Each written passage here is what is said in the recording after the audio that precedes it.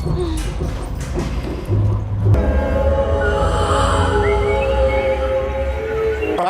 Who made the first move? Where it happened? What you were wearing? तो दोस्तों, आज के हमारे इस मूवी का नाम है 100 ब्लडी एकर्स।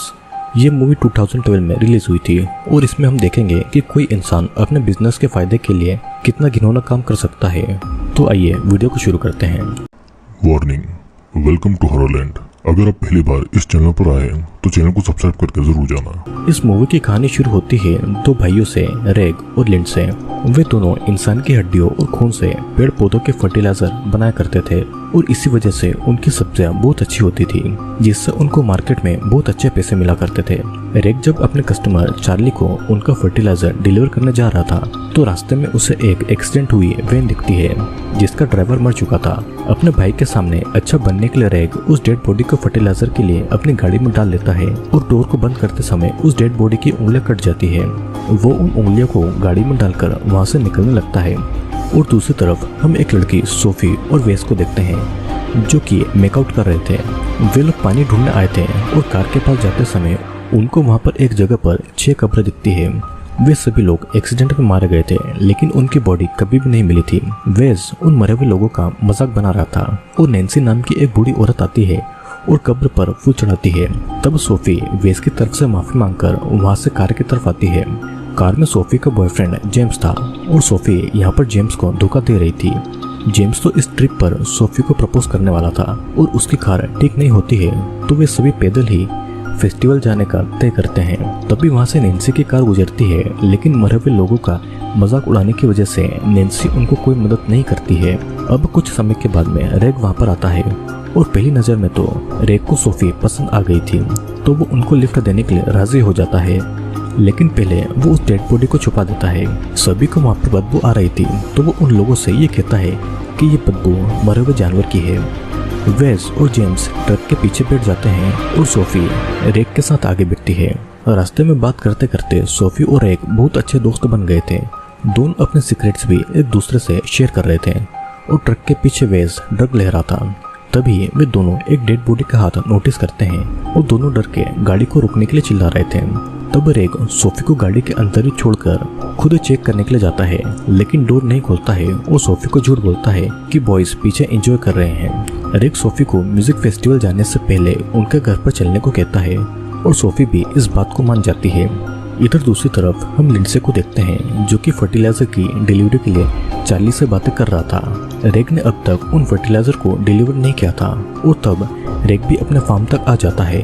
गाड़ी से उतरते ही सोफी को अपने लड़कों की आवाजें सुनाई देती है जो कि उस डेड बॉडी के बारे में चिल्लाकर बातें कर रहे थे। सोफी कुछ समझ पाती उससे पहले ही रेग उसे एक कमरे में बंद कर देता है। लिंडसे वहां पर आकर रेग को इन सब के बारे में पूछता है और रेग उसे सारी बातें बताता है। तब दोनों भाई मिलकर सोफी के साथ वेस और जेम्स को उसी कमरे में बंद कर देते हैं। वे लोग उनको बहुत रिक्वेस्ट करते हैं कि वो उन्हें छोड़ दें लेकिन लिंडसे उनको इग्नोर कर देता है। सोफी रेग को फंसाने के लिए ये कहती है कि उसका भाई उसे कंट्रोल कर रहा है लेकिन उसे कभी भी अपने भाई की कंट्रोल नहीं आना चाहिए। तब लिंडसे रेग को बाहर लाकर मारने पीटने लगता है क्योंकि इस तरह लोगों को वहां पर लाने से वे दोनों फंस सकते थे। रेग उसको समझाता है कि वो फर्टिलाइजर के लिए डेड बॉडी भी लेकर आया है तो बाकियों को छोड़ देने को कहता है लेकिन लिंडसे कोई भी रिस्क नहीं लेना चाहता था। दोनों उस ड्राइवर की डेड बॉडी को उस रूम में लाकर एक ग्राइंडर के ऊपर लेटा देते हैं और असल में वो ड्राइवर मरा नहीं था। वो अपनी आंखें खोलता है लेकिन फिर भी लिंडसे उसे जिंदा ही उस ग्राइंडर में डालकर मार डालता है। रेग भी उसे बचा नहीं पाता है लेकिन फिर लिंडसे उस ड्राइवर की डेड बॉडी से फर्टिलाइजर बनाने लगता है।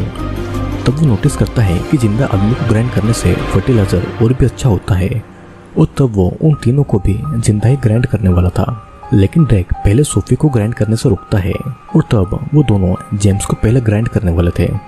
जेम्स को भी ग्राइंडर के ऊपर लटकाया जाता है और तब जेम्स जो सोफी के लिए रिंग लेकर आया था वो खून में गिर गई थी और वो रिंग रेग अपने पास में रख लेता है।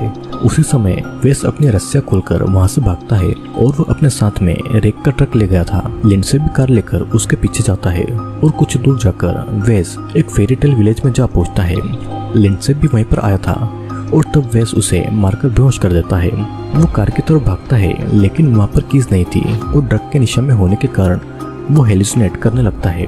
लिंडसे उसे फिर से पकड़कर कार से बांध देता है और इस तरफ सोफी रेक को सेड्यूस कर रही थी, लेकिन रेक समझ जाता है कि सोफी यहाँ से निकलने के लिए उसे सेड्यूस कर रही थी।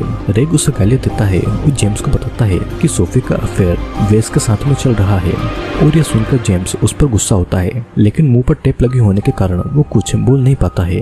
सोफी उसे वहाँ पर ये बता देती है कि वो उस पर अपनी मन मर्जी चलाता है, इसीलिए वो उसके साथ में नहीं रहना चाहती थी।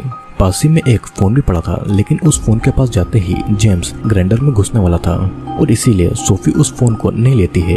इधर दूसरी तरफ लिंडसे को एक पुलिस वाला रोककर उसकी कार को चेक करने लगता है। वे इस कार से निकलकर उस पुलिस से मदद मांगता है, लेकिन लिंडसे उस पुलिस को गोली मार देता है और उसकी भी डेड बॉडी को वेस के साथ में कार के अंदर रख देता है और वो फार्म की तरफ वापस आने लगता है। रेग यहाँ पर रियलाइज करता है कि वो सोफी से प्यार करता है और वो फिर से उसी रूम में आकर जेम्स को हुक से उतारता है और उसके मुंह का टेप खोलता है। जेम्स और सोफी को गालियां देने लगता है और तभी बाहर लिंडसे की आवाज सुनकर रेग बाहर जाता है। लिंडसे के पंपकिंस को किसी ने तोड़ दिया था, जिस वजह से वो रेग पर गुस्सा होता है, लेकिन इस बार रेग लिंडसे से लड़ाई करता है, पर लिंडसे के आगे उसका कोई जोर नहीं चलता है।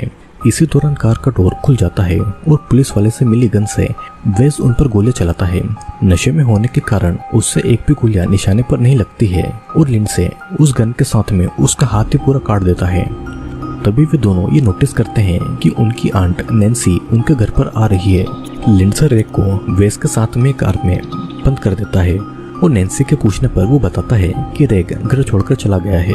नैन्सी लिंडसे को उसका गुस्सा शांत करने की सलाह देती है और इस तरफ नैन्सी के डॉग की वजह से कार का डोर खुल जाता है और रेग और वेस बाहर निकलते हैं। वे दोनों फिर से उस रूम में जाकर सोफी और जेम्स को आजाद करते हैं, लेकिन सोफी के साथ में अफेयर की बात पर गुस्सा होकर जेम्स वेस को मारने लगता है। किसी तरह रेग उनको संभालता है और फिर रेग एक चाकू लेकर लिंडसे को मारने चला जाता है, लेकिन घर पर लिंडसे अपनी आंटी के साथ में इंटीमेट हो रहा था और इस तरफ वे सभी कार की कीज का वेट कर रहे थे। तभी नैन्सी का डॉग वेस का हाथ लेकर जा रहा था और वेस उस डॉग के पीछे जाता है अपने कटे हुए हाथ को वापस लाने के लिए। वेस घर के अंदर आ गया था और लिंडसे उसे देखकर गोली मार देता है और उस समय रेग और लिंडसे का झगड़ा होने लगता है। गुस्से में रेग ये बता देता है कि वो दोनों मिलकर लोगों को मार के उनकी डेड बॉडी के पार्ट से फर्टिलाइजर बनाया करते हैं और नैन्सी ये सुनकर पुलिस के पास जाने वाली थी। तभी लिंडसे उसे गोली मारकर उसे मौत का घाट उतार देता है और वो रेग को भी गोली मारने वाला था, लेकिन रेग उसका हाथ काट देता है और चाबी लेकर भाग जाता है। इस तरफ जेम्स और सोफी भी वहाँ से भाग रहे थे, लेकिन रेग को बचाने के लिए सोफी वापस अकेले ही फार्म की तरफ जाती है। इधर रेग को लिंडसे फिर से पकड़कर ग्राइंडर के ऊपर लटका देता है। वो रेग को ग्राइंड कर ही देता है, लेकिन उससे पहले ही सोफी उसे शूट करती है और मौके का फायदा उठाकर रेग लिंडसे को ही ग्राइंडर में डाल देता है, जिससे कि लिंडसे के टुकड़े टुकड़े हो जाते हैं और रेग वही रिंग सोफी को ऑफर करता है। सोफी भी रेग के प्रपोजल को एक्सेप्ट कर लेती है और इस तरफ जेम्स मदद मांगता हुआ रोड की तरफ आ जाता है, लेकिन एक ट्रक उसे कुचल कर चला जाता है और ये ट्रक और कोई नहीं बल्कि चार्ली चला रहा था। और इसी के साथ में ये मूवी यहीं पर खत्म होती है। दोस्तों, इस मूवी में दो भाई लिंडसे और रेग सब्जियों के फर्टिलाइजर का काम करते थे और वे इंसान के खून और हड्डियों से फर्टिलाइजर बनाया करते थे, जिससे कि उनका फर्टिलाइजर और अच्छा बनता है। वे लोग मरे हुए लोगों या फिर जिंदा लोगों को ही किडनैप करके उनको ग्राइंड करते थे ताकि उससे खाद या फर्टिलाइजर बनाया जा सके। मूवी की शुरुआत में हम जिन गायब होने वाले लोगों के बारे में सुनते हैं वो असल में लिंडसी और रेग के हाथों ही मारे गए थे और इसीलिए कभी भी उन लोगों की डेड बॉडीज नहीं मिली थी। तो आई होप दोस्तों वीडियो आपको पसंद आया होगा। वीडियो पसंद आया हो तो चैनल को लाइक, शेयर और सब्सक्राइब जरूर करना और मैं आपसे मिलूंगा किसी और वीडियो के साथ में।